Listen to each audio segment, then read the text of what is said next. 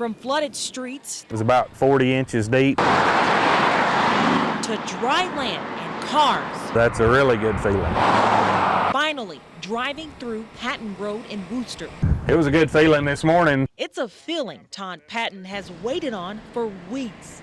Well, it's just a relief that, the water it's somewhat back to normal. Over 6 feet of floodwater surrounded his home on Paden Drive last Sunday. We got pretty nervous at times because we had gone what we felt was as high with the sandbags as we could go, and we just weren't getting any relief.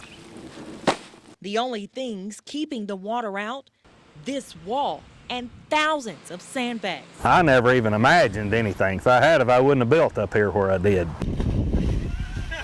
Todd shared this Facebook video of him diving into his flooded pool last week. It got about 5 or 6 inches over that handrail. Now it's back to normal and the water is green. Family members now using pressure washers to remove debris that filled the barn and yard. There was a lot of people that weren't as fortunate as we were, that didn't have the equipment and the resources to do this. And moving lots of sandbags. You got plenty of these things. It's a cleanup process that will take some time. But Todd says he's just glad the worst is finally over. I could go a lifetime without seeing this again.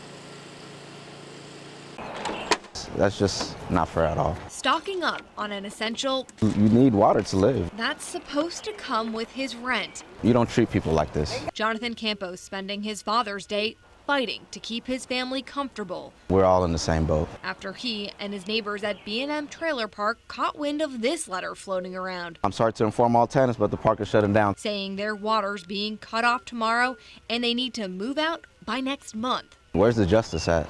I need some type of help or something, because that's not right. In the letter, the owner pins the problem on tenants not paying on time.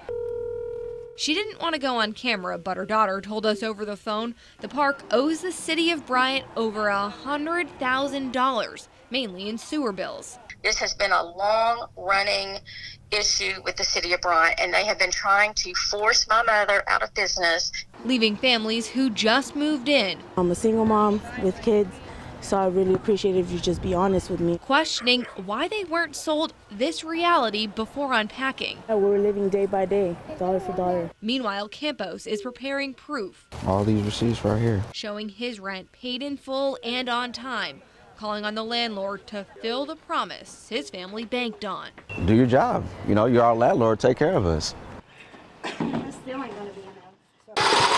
They say the grass is always greener on the other side. It's a good community. A community Roy Rogers has called home since 1963. We still got a lot of good people that live in here.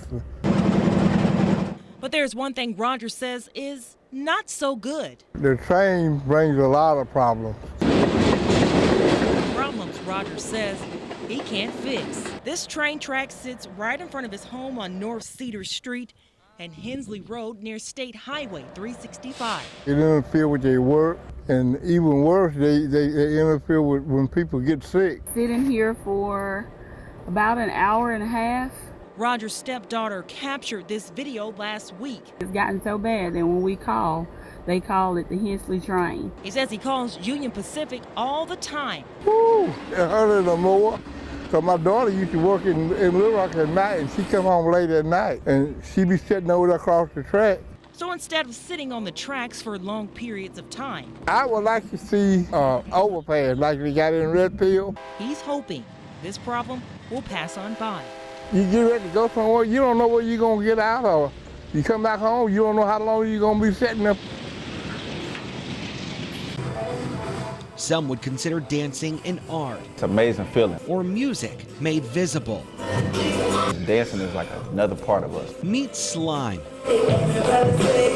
an 18-year-old that considers dancing It's another part of me. his motivation for a better life. If I wouldn't be in this dancing stuff, I'd probably be out there on the street. Slime says this space is a safe haven, a room where his mind can lead the moves. I'd probably be out here fighting, killing, or doing something else. So I dance and keep me in my own little area. He and his group, known as the 501 Crew, jump, spin, and flip, as fast as they can bring a smile into the room. Like a brotherhood, we're real close.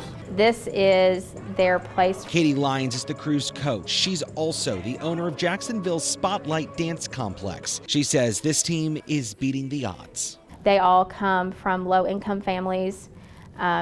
They really don't do anything but go to school and come home. And for some of them, home isn't always home. Hours and hours practicing, leading this group to nationals in Florida, but they need help financially to get the boys there. We have 2 weeks to get it together, to try to find the funds. For the 501 crew, Most importantly, put God first, stay in school.